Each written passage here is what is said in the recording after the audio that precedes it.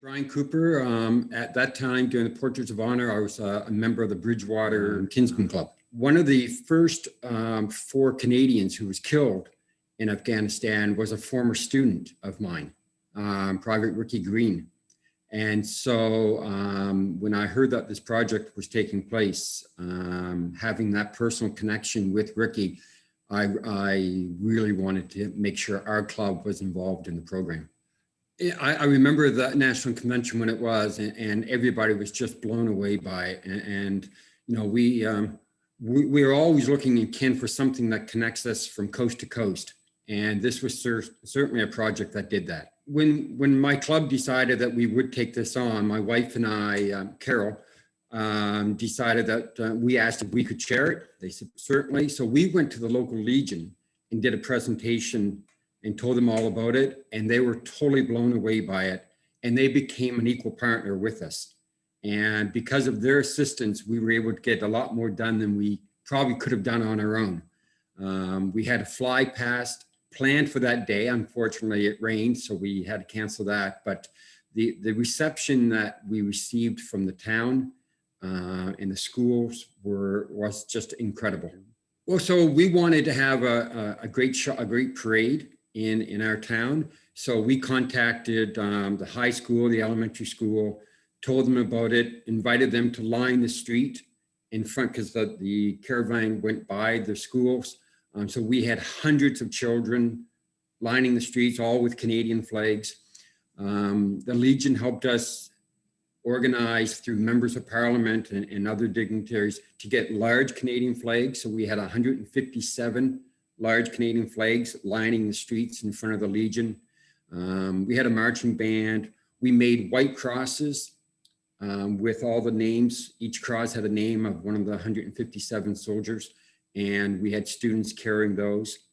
We were fortunate as well to, were honored to have, there were 2 soldiers from Lunenburg County who had passed away, who had died in the war, Ricky Green and Paul Davis.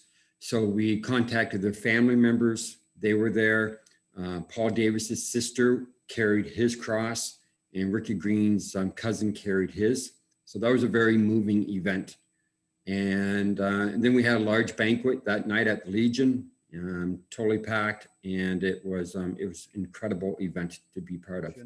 So we gathered at, we have our cenotaph in Bridgewater is known as Veterans Memorial Park. So that's where we gathered with Dave Sofa and his group, and the portrait, and all the students and the Legion members and the fire department and the marching band. And we lined everybody up, and dignitaries, members of parliament, and the mayors and so forth.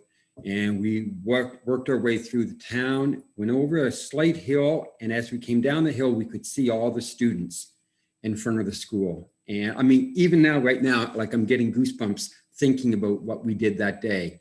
And unfortunately, as I said, the weather didn't cooperate later on the day. So the number of people who were actually able to come out to see the portrait might not have been as large as we had hoped.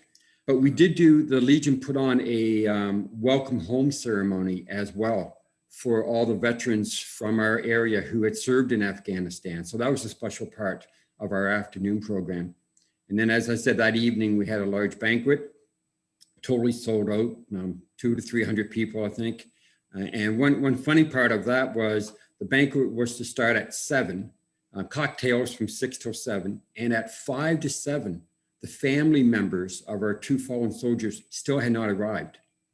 And I thought, where are they? Why are they not here? And finally, about 2 minutes to 7, they walked in, and I went over to greet them. And I said, so where you been? They were out looking at the portrait, and they had a hard time saying goodbye to it. And they wanted to stay out there and look at that portrait for as long as they could. And so then they came in with only 2 minutes to spare for the start of the banquet. So that, again, was a very, very moving part of the day for us.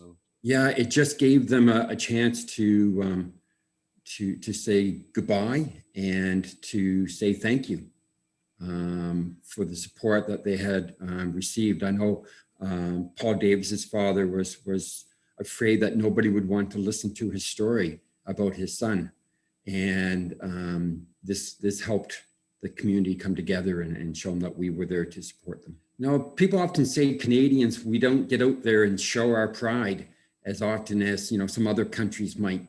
But I think this was a moment that we came together, as I said, as a country from coast to coast and showed the Canadians and the families that we were there for them. And we appreciate what they did and we honor their memory. I've often thought, it should be in a museum somewhere that someone, people get to go, when they go to Ken headquarters, they can take a trip down to the basement and see it there. But, I've always wondered why it's not in a war memorial museum, the museum in Ottawa or anywhere across the country. But I really do think it should be on display for generations to see so that we don't forget.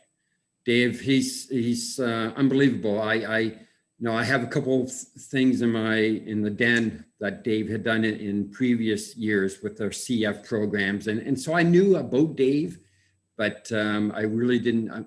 I was lucky enough to go to headquarters as a member of the board and to see the process being done and to walk down to that basement to see my former student's picture up on that and have Dave tell me about how he had a personal connection with every single picture that he painted on that portrait, and he could tell you their life story. And to stand there and to tell him that was one of my students was a special moment. I greatly appreciate it. And the work that the committee with Bruce and Sean that they did across the country was incredible as well.